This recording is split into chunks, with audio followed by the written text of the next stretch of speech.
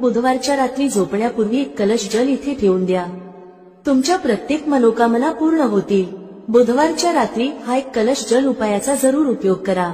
कारण मित्रांनो, हा एक असा उपाय आहे जो केल्यानंतर तुम्हाला इतर कोणत्याही उपायांची गरज भासणार नाही. हा सर्वात मोठा आणि नवा उपाय आहे जो आज आम्ही तुम्हाला अतिशय चांगल्या प्रकारे समजावून सांगणार आहोत. या व्हिडिओनंतर या उपायाला समजण्यासाठी तुम्हाला दुसरा कोणताही व्हिडिओ पाहण्याची गरज भासणार नाही. चला तर मग उपाय सुरू करूया. वर्षभर तुम्ही हा उपाय केला नसेल तरी जर तुम्ही बुधवारच्या दिवशी हा उपाय केला तर तुम्हाला अशी फलप्राप्ती होईल ज्याची तुम्ही कधी कल्पनाही केली नसेल. म्हणूनच हा उपाय नक्की करा, जेणेकरून ही संधी तुमच्याकडून निसटू नये आणि तुम्हाला या उपायाचे फळ मिळावे. मित्रांनो पहा, बुधवार पंचमीचा दिवस खूप खास असतो, महत्वाचा असतो. मोठ्या पूजा अर्चा आणि अनुष्ठानांनी ज्यांच्या मनोकामना पूर्ण होत नाहीत, कारण मित्रांनो एका छोट्या उपायाने पूर्ण होतात. अनेकांनी हा उपाय करून त्याचा लाभ घेतला आहे. जर तुम्ही देखील हा उपाय करायचा विचार करत असाल तर हा उपाय नीट समजून घ्या, ऐका आणि त्यानंतर करा. यामुळे तुम्हाला नक्कीच फळ मिळेल. या उपायामुळे तुमच्या घरातील कोणतेही दुःख आणि समस्या असू द्यात, जरी त्यांचे कारण तुम्हाला माहीत नसेल तरीही हा उपाय त्या समस्यांचे निराकरण करू शकतो. कदाचित पितृदोष किंवा मंगळदोष यांसारख्या गोष्टींमुळे समस्या येत असतील. या दिवशी तुम्हाला एक चिमूटभर हळदीचा उपाय करायचा आहे. हा उपाय विशेष दिवशी केला तर त्या दिवशीचे फळ मिळतेच, पण हळदीचा उपाय केल्यामुळे त्याहून मोठे आणि लवकर फळ मिळते. चला तर मग आता या उपायाबद्दल सविस्तर चर्चा करू. परंतु त्याआधी तुम्हाला हे जाणून घेणे गरजेचे आहे की हा उपाय कोणत्या वेळेला करायचा, कोणी करायचा आणि कसा करायचा. या व्हिडिओमध्ये आम्ही तुम्हाला एक एक करून सर्व सांगणार आहोत. पण त्याआधी जर तुम्ही आमच्या चॅनलवर नवीन असाल तर चॅनलला सबस्क्राईब करा आणि या व्हिडिओला लाईक करून कमेंट बॉक्समध्ये श्री स्वामी समर्थ, ओम नमः शिवाय लिहा.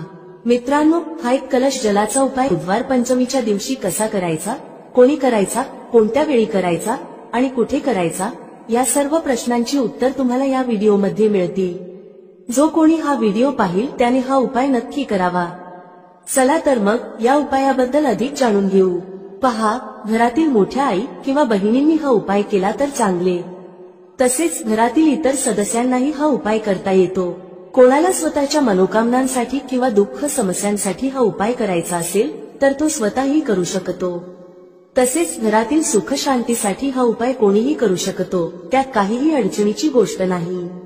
याचा अर्थ असा की हा उपाय प्रत्येक सदस्य करू शकतो. तसेच घरातील मोठ्या माता बहिणींमधील कोणी एक माता किंवा बहीणही करू शकते. जर माता बहिणी घरात नसतील किंवा त्या हा उपाय करू शकत नसतील तर घरातील मोठा सदस्य, अगदी पुरुषही हा उपाय करू शकतो.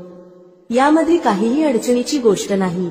आता पुढील महत्वाची गोष्ट म्हणजे हा उपाय नक्की कोणत्या वेळी करायचा. सकाळच्या वेळी करायचा की संध्याकाळच्या वेळी.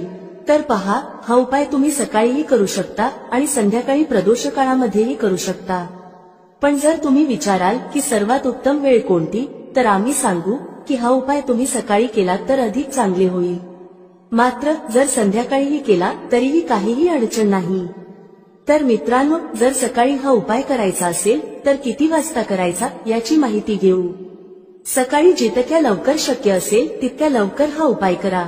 परंतु जर काही कारणास्तव उशीर झाला तर सकाळी 10 ते 11 वाजेपर्यंत हा उपाय करणे योग्य राहील. ही गोष्ट लक्षात ठेवा. संध्याकाळच्या प्रदोषकाळाबद्दल बोलायचे झाल्यास प्रदोषकाळ संध्याकाळी 6 वाजता सुरू होतो. म्हणजे संध्याकाळी 6 ते 7 वाजेच्या दरम्यानचा वेळ प्रदोषकाळाचा असतो. हा उपाय तुम्ही 7 ते 8 वाजेच्या दरम्यानही करू शकता.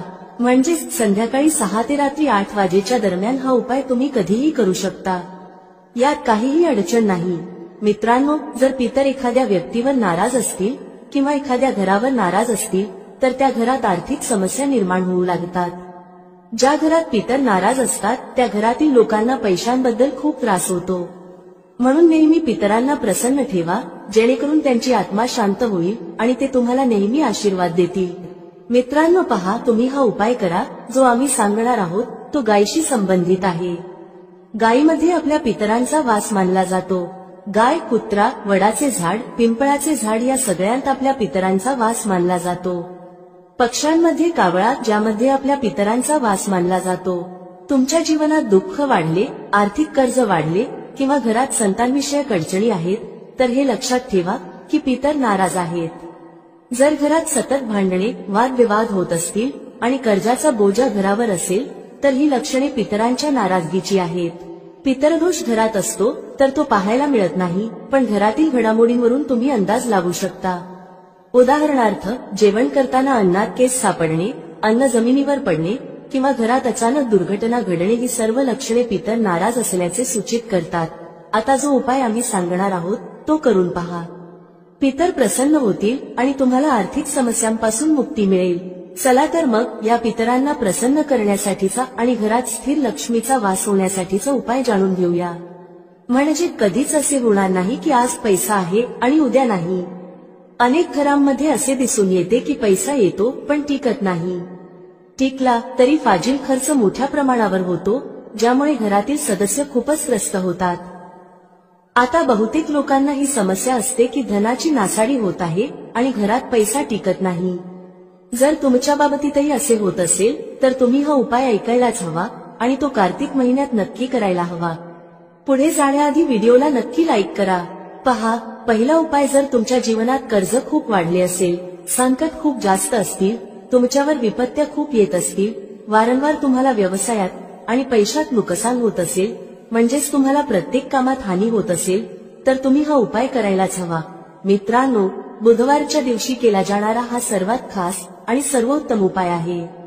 हा उपाय तुम्हाला जास्तीत जास्त धनवान बनवेल आणि तुमच्या जीवनातील अनावश्यक खर्चांपासून तुम्हाला मुक्ती मिळवून देईल. एक चुटकी हळदीचा उपाय तुमचे भाग्य असे उजळवेल की तुमच्या येणाऱ्या पिढ्यांनाही कधीही दारिद्र्याचा सामना करावा लागणार नाही. तुमच्या घरात नेहमीच धन, सुख, समृद्धी वाढत जाईल. जर तुम्ही श्री हरी विष्णूंशी संबंधित उपाय केलेत तर सर्व पापांचा नाश होतो. याशिवाय श्री हरी विष्णू प्रसन्न होऊन आपल्या साधकाला सुख, समृद्धी आणि ऐश्वर्याचे आशीर्वाद देतात. इतकेच नव्हे, काही उपाय केल्याने आणि व्रत ठेवल्याने 1000 अश्वमेध यज्ञ आणि 100 सूर्य यज्ञांच्या समान शुभ फळही मिळते. तुम्ही व्रत ठेवत असाल तरीही उपाय करा किंवा व्रत ठेवत नसाल तरीही तुम्ही या दिवशी उपाय नक्की करायला हवेत. चला तर मग आता कोणता उपाय आहे आणि तो कसा करायचा ते जाणून घेऊ. एक नाणे पाण्यात टाकून तुम्हाला ते घरात कुठे ठेवायचे आहे आणि कोणकोणत्या गोष्टी तुम्हाला घ्यायच्या आहेत. पहिल्यांदा तुम्हाला काय करायचे आहे, एका कलशात किंवा कोणत्याही भांड्यात शुद्ध पाणी घ्या. त्याचबरोबर थोडीशी हळद घ्या. जर तुमच्याकडे साबूत हळद असेल तर तिला वाटून पावडर बनवा. एक नाणे घ्या, जसे की 1 रुपयाचे, 5 रुपयांचे किंवा 10 रुपयांचे. नाणे स्वच्छ करा. आता तुम्हाला काय करायचे आहे, जो कलश तुम्ही घेतला आहे त्यात तुम्ही पाणी भरले आहे, त्यातच तुम्हाला 1 चुटकी पिसलेली हळद टाकायची आहे आणि घेतलेले नाणे, मग ते 1 रुपयाचे, 5 रुपयांचे किंवा 10 रुपयांचे असो, तेही त्याच लोट्यात टाकायचे आहे. आता तुमच्या घरातील जेवढे सदस्य आहेत त्यांच्यावर या कलशाने 7 वेळा अँटीक्लॉकवाईज म्हणजे उलट दिशेने उतरवायचे आहे. सर्व सदस्यांवर 7-7 वेळा उतार करा आणि घराबाहेर एखाद्या झाडाखाली किंवा पवित्र नदीमध्ये हे पाणी ओतून द्या. बस, एवढाच साधा उपाय आहे. या पंचमीच्या दिवशी हा उपाय करा आणि पहा तुमचे भाग्य कसे उजळते, तुमच्या नशिबातले दुःख कसे दूर होते आणि रातोरात तुम्ही धनवान कसे होता. हा उपाय तुमच्या गृहस्थ जीवनालाही उत्तम करेल, घरातील क्लेश दूर करेल, घरातील गरिबी संपवेल आणि श्री हरी विष्णूंची अशी कृपा तुमच्यावर होईल की धनाची देवी माता लक्ष्मी तुमच्या घरी वास करतील आणि कधीही घर सोडून जाणार नाहीत. हा खूपच चमत्कारी उपाय आहे. चला आता दुसऱ्या उपायाबद्दल बोलूया. दुसरा उपाय श्री हरी विष्णू आणि माता तुलसीशी संबंधित आहे.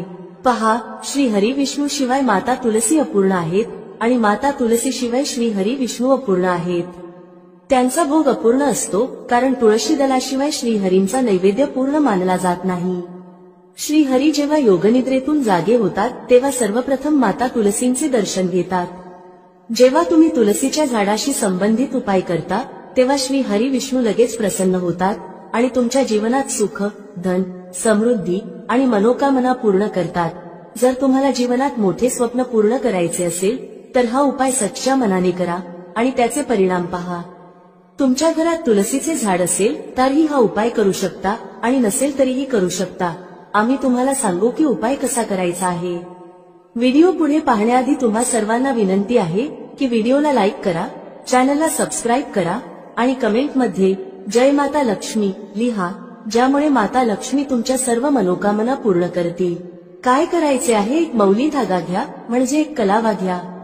त्या धाग्यावर चांगल्या प्रकारे हळदीची पेस्ट लावा. म्हणजे एक चिमूटभर हळद घ्या, शुद्ध जल मिसळा आणि घट्ट पेस्ट तयार करा. नंतर ती पेस्ट मौली धाग्यावर व्यवस्थित लावा. आता त्या मौली धाग्यावर 3 गाठी बांधा. मंत्र लक्षात ठेवला तर चांगले, अन्यथा मंत्राशिवायही 3 गाठी बांधा. मंत्र आहे ओम नमो भगवते वासुदेवाय नमः, ओम नमो भगवते वासुदेवाय नमः. हा मंत्र 3 वेळा गाठी बांधताना म्हणा. यानंतर हा मौली धागा ज्यावर हळदीचा लेप लावला आहे, तुलसीच्या झाडाला तुमच्या मनोकामना सांगून बांधा.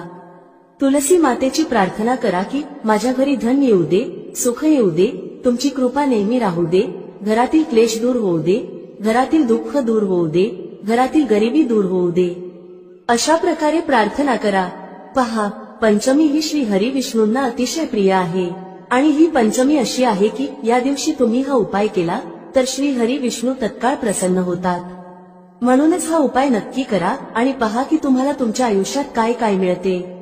म्हणजे जे काही तुम्हाला हवे आहे ते तर मिळतेच, पण ज्याचा तुम्ही कधी विचारही केला नसेल तेही मिळते.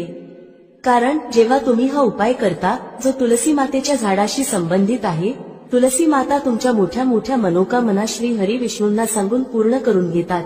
कारण श्री हरी विष्णू तुलसी मातेचे प्रत्येक शब्द मान्य करतात. तसंच या दिवशी तुलसीच्या झाडाजवळ एक दिवा नक्की लावा. ज्यांच्या घरात तुलसीचे झाड नाही ते मंदिरात जाऊन हा उपाय करू शकतात. जर मंदिरात जाणे शक्य नसेल तर मौली धागा घ्या, त्यावर हळदीचा लेप लावा, 3 गाठी बांधा आणि श्री हरी विष्णूंसमोर ठेवा. नंतर तो धागा तुमच्या घराच्या मुख्य दरवाजावर बांधा. लाकडी दरवाजाला बांधा. त्यामुळे श्री हरी विष्णूंची कृपा नेहमी तुमच्यावर राहील. हा जो उपाय आहे तो नक्की करा, सच्च्या श्रद्धेने करा. तुम्हाला नक्कीच फायदा होईल आणि तुमच्या सर्व मनोकामना पूर्ण होतील. तर आता आपण 2 उपायांबद्दल बोललो. आता लवकरच 3ऱ्या उपायाबद्दल बोलूया.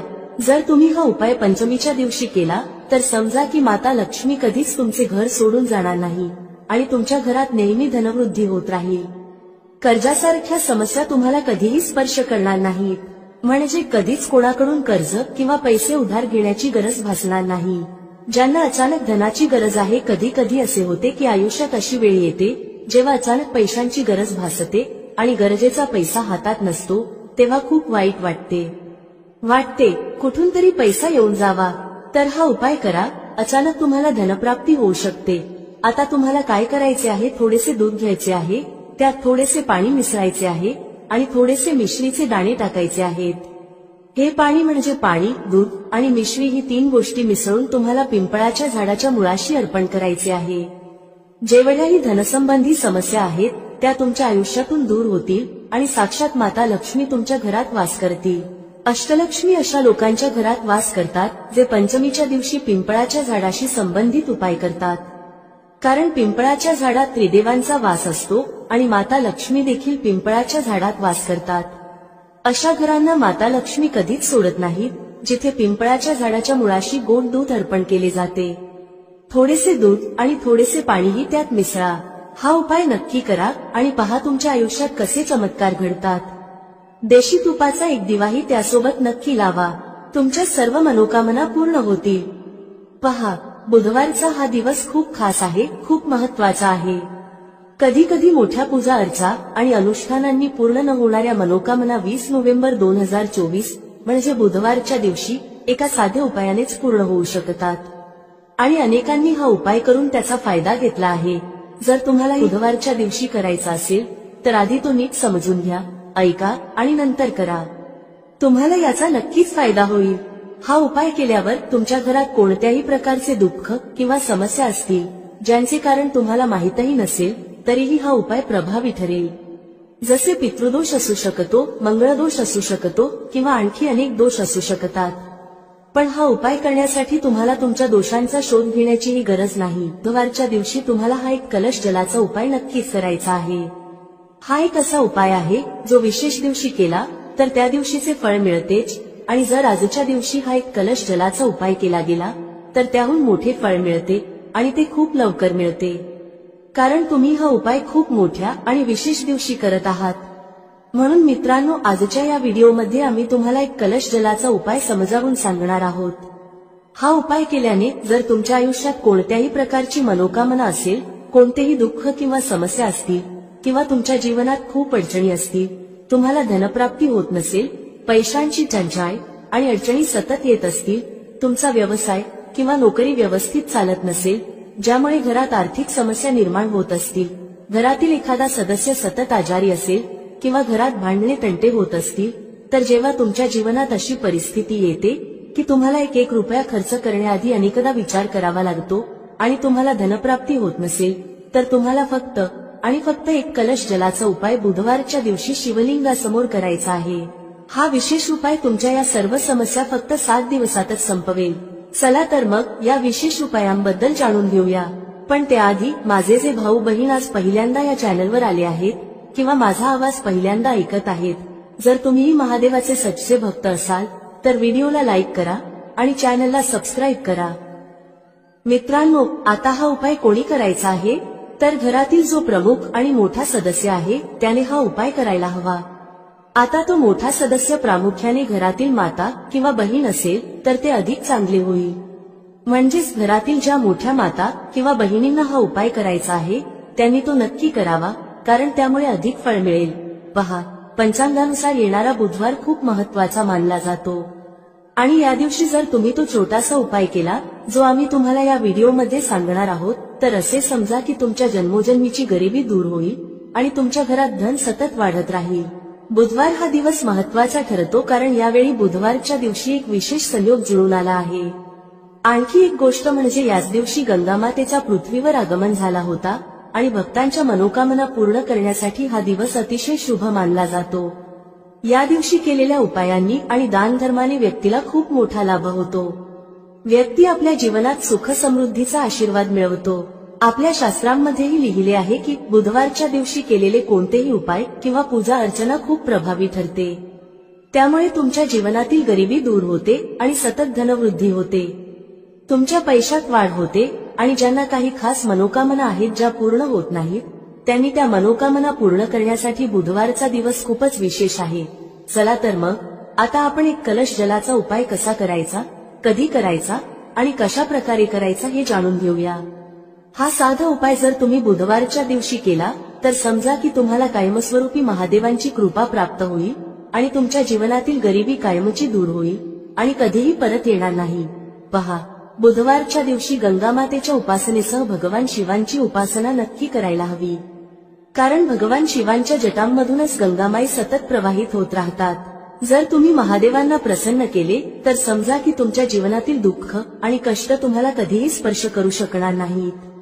ज्याला महादेवांचे आशीर्वाद मिळतात त्याच्या जीवनात सुख भरभरून येते आणि त्याच्या आयुष्यातील दुःख आणि कष्ट रडत रडत निघून जातात.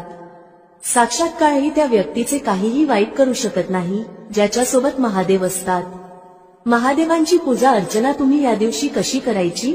एक कलश जल घ्या, त्यात जर तुमच्याकडे बेलपत्रे असतील तर 5 बेलपत्र टाका आणि महादेवांच्या शिवलिंगावर हे जल नक्की अर्पण करा. थोडेसे गंगाजलही त्यात मिसळा. थोडे गंगाजल, तुमच्या घरातील शुद्ध पाणी आणि 5 बेलपत्र.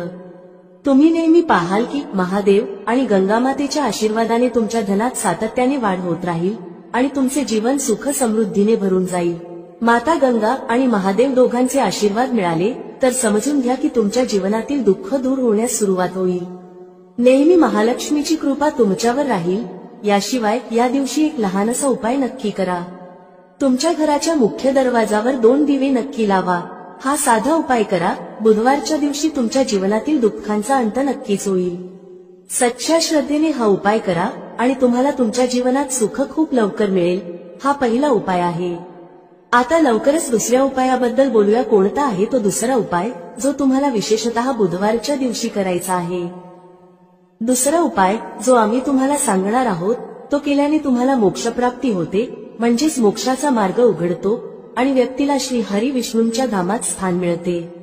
याचा अर्थ असा की तुमच्या जीवनातील दुःख आणि कष्ट दूर होतात आणि नेहमी श्री हरी विष्णूंची कृपा तुमच्यावर राहते. जेव्हा श्री हरी विष्णूंचे आशीर्वाद एखाद्या व्यक्तीला मिळतात तेव्हा त्या व्यक्तीला ना धनाबाबत चिंता राहते, ना आयुष्यातील कोणत्याही कष्टाबाबत त्रास होतो. तर तुम्हाला काय करायचे आहे? बुधवारच्या दिवशी तुमच्या घरात श्री हरी विष्णूंसमोर एक दिवा लावायचा आहे.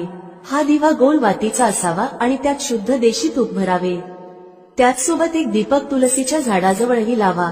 विशेषतः ज्यांना वाटते की त्यांच्या धनात वाढ व्हावी आणि कधीही त्यांचा पैसा कमी पडू नये अशा लोकांनी हा उपाय नक्की करावा. जे लोक म्हणतात आमच्या घरी एकही रुपया येत नाही, आमच्या घराची आय पूर्णपणे थांबली आहे, आमचे खूप मोठे नुकसान झाले आहे, आमचा पैसा एकदम संपून गेला, अशा लोकांच्या घरी आजार पण येतात, अपघात होतात किंवा इतर काही घडते ज्यामुळे धनहानी होते. तर अशा लोकांनी विशेषतः बुधवारच्या दिवशी श्री हरी विष्णू आणि माता तुलसीची एकत्र पूजा नक्की करायला हवी. हा खूपच विशेष आणि उत्तम उपाय आहे. बुधवारचा हा दिवस हा उपाय करण्यासाठी अतिशय शुभ मानला जातो. जेव्हा तुम्ही हा उपाय करता तेव्हा या दिवशी गरजू व्यक्ती, गरीब किंवा एखाद्या ब्राह्मणाला अन्नदान नक्की करा. जर अन्नदान शक्य नसेल तर काहीतरी दान करा. तुमच्या क्षमतेनुसार गहू, तांदूळ किंवा कोणतेही धान्य जे एखाद्या गरजूला उपयोगी ठरेल हे दान करा. गरज नाही की तुम्ही 10 लोकांना दान करावे, एका व्यक्तीलाही दिले तरी ते पुरेसे आहे. गरज नाही की तुम्ही खूप मोठे दान करावे, पण थोडे का होईना या दिवशी दान करायला हवे, कारण बुधवारच्या दिवशी दानाला खूप महत्त्व आहे. 2 उपायांबद्दल चर्चा केली, आता लवकरच तिसऱ्या उपायाबद्दल बोलूया, जो तुम्हाला विशेषतः बुधवारच्या दिवशी करायचा आहे. गंगामाई आपल्यातील प्रत्येकाच्या घराजवळ नसते, पण गंगाजल आपल्याकडे असते. तर पहा, तुम्हाला काय करायचे आहे, थोडेसे गंगाजल घ्या. जर तुमच्याकडे गंगाजलही नसेल तर काय करायचे, तुमच्या घराजवळ जेथे पूजा साहित्य मिळते तिथून गंगाजल आणा. गंगाजलाची 10-15 रुपयांची बाटली मिळते, ती घेऊन या. आता तुम्हाला काय करायचे आहे, थोडेसे गंगाजल घ्या, 1 चिमूटभर काळे तीळ घ्या आणि ते गंगाजलात टाका. नंतर तेच गंगाजल ज्यामध्ये तुम्ही काळे तीळ टाकले आहेत तुमच्या आंघोळीच्या पाण्यात मिसळा. जेव्हा तुम्ही गंगाजल पाण्यात मिसळाल तेव्हा श्री हरी विष्णू आणि माता लक्ष्मी यांचा ध्यान करा आणि हर हर गंगे म्हणा. जेव्हा तुम्ही गंगाजल आणि काळे तीळ आंघोळीच्या पाण्यात मिसळता तेव्हा हर हर गंगे बोलणे विसरू नका. यानंतर आंघोळ करताना देखील हर हर गंगे म्हणतच आंघोळ करा. गंगेत स्नान केल्याने जितके पुण्य मिळते तितके पुण्य तुम्हाला तुमच्या घरातच मिळते. जेव्हा तुम्ही गंगाजलात काळे तीळ घालून आंघोळ करता आणि हर हर गंगे म्हणता. आता त्यांच्याबद्दल बोलूया ज्यांच्या घराजवळ पूजा साहित्याच्या दुकानही नाही किंवा गंगाजल आणण्याचा कोणताही पर्याय नाही. अशा लोकांसाठी जर तुम्ही सामान्य पाण्यानेही आंघोळ करत असाल तरी हर हर गंगे म्हणतच आंघोळ करा आणि माता गंगामाईचे ध्यान करा. या पद्धतीने आंघोळ केली तरी तुम्हाला उत्तम फळ मिळते, व्यक्तीच्या नकळत झालेल्या चुकांचे प्रायश्चित होते आणि माता गंगामाईचे आशीर्वाद मिळतात. जर तुम्ही हा उपाय अशा प्रकारे केला तर असे समजा की माता गंगामाईच्या आशीर्वादाने तुमच्या जीवनात सुख समृद्धी वाढेल. माता लक्ष्मी आणि श्री हरिविष्णूंच्या कृपेने तुमच्या जीवनात गरिबी आणि दारिद्र्य कधीच परत येणार नाही. तुम्हाला तुमच्या आयुष्यात खूप लवकर धनप्राप्ती होईल. हर हर महादेव कमेंट बॉक्समध्ये लिहायला विसरू नका. चला, सर्वप्रथम आपण या व्हिडिओसाठी तयार केलेल्या 10 उपायांबद्दल बोलू. खूप लक्षपूर्वक ऐका. पहिला उपाय आहे वाईट नजरेपासून वाचण्यासाठी. तुम्ही अनेक वेळा पाहिले असेल जेव्हा ट्रक किंवा गाड्या चालतात किंवा छोट्या मोठ्या दुकानांवर तर त्यावर लिंबू आणि मिरची टांगलेली असते.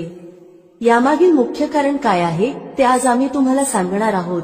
पहा, असे म्हटले जाते की जेव्हा गरम वारा वाहतो आणि तुम्ही तुमच्या खिशात कांदा ठेवता तेव्हा तुम्हाला गरम वाऱ्याचा त्रास होत नाही. किंवा ज्या ठिकाणी उष्णता जास्त असते तेथे कांदा ठेवला जातो कारण कांदा उष्णता शोषून घेतो. याच्याप्रमाणे जर तुमचा व्यवसाय चांगला चालत असेल आणि कोणी तुमच्या दुकानावर किंवा व्यवसायावर वाईट नजर ठेवली तर असे मानले जाते की नजरेने हिरवे झाडही सुकते. त्यामुळे जो व्यवसाय चांगला चालत असतो तोही वाईट नजरेमुळे थांबतो. म्हणून लोक काय करतात तर त्यांच्या दुकानांमध्ये लिंबू आणि मिरची ठेवतात. यामागील मुख्य कारण सांगितले गेले आहे की लिंबाचा आंबटपणा आणि मिरचीची तिखटता वाईट नजरेचा परिणाम निष्प्रभ करतात, ज्यामुळे ती नजर जास्त काळ टिकू शकत नाही. हिंदू पुराणांमध्येही याबद्दल स्पष्ट उल्लेख आहे. याचा अर्थ असा आहे की जर तुमचा व्यवसाय चांगला चालत असेल आणि तुम्ही कोणाचेही वाईट नकोसे मानत असाल, पण कोणी तुमचे वाईट चिंतित असेल किंवा तुमच्यावर सतत नजर ठेवत असेल, तंत्रविद्या करत असेल किंवा वाईट आत्मा पाठवत असेल आणि तुम्ही आधीपासूनच लिंबू आणि मिरची टांगून ठेवले असेल तर हा परिणाम उलट त्याच व्यक्तीवर होतो आणि त्याला मोठे नुकसान होते. त्यामुळे जर तुम्ही कोणताही व्यवसाय करत असाल तर लिंबू आणि मिरची टांगून ठेवा. दुसरा उपाय जो लिंबूशी संबंधित आहे तो आहे वास्तुदोष दूर करण्यासाठी. वास्तुशास्त्रात जर तुम्ही अभ्यास केला तर लिंबूबद्दल एक संपूर्ण अध्याय लिहिला आहे. वास्तुशास्त्राच्या पुस्तकात अध्याय क्रमांक 21 मध्ये लिंबूचे वर्णन आहे. ज्या घरात लिंबाचे झाड असते त्या घरात नकारात्मक ऊर्जा कधीही सक्रिय होऊ शकत नाही. लिंबू भोवतीचे वातावरण शुद्ध राहते आणि घराचे वातावरण सकारात्मक शक्तींनी परिपूर्ण होते.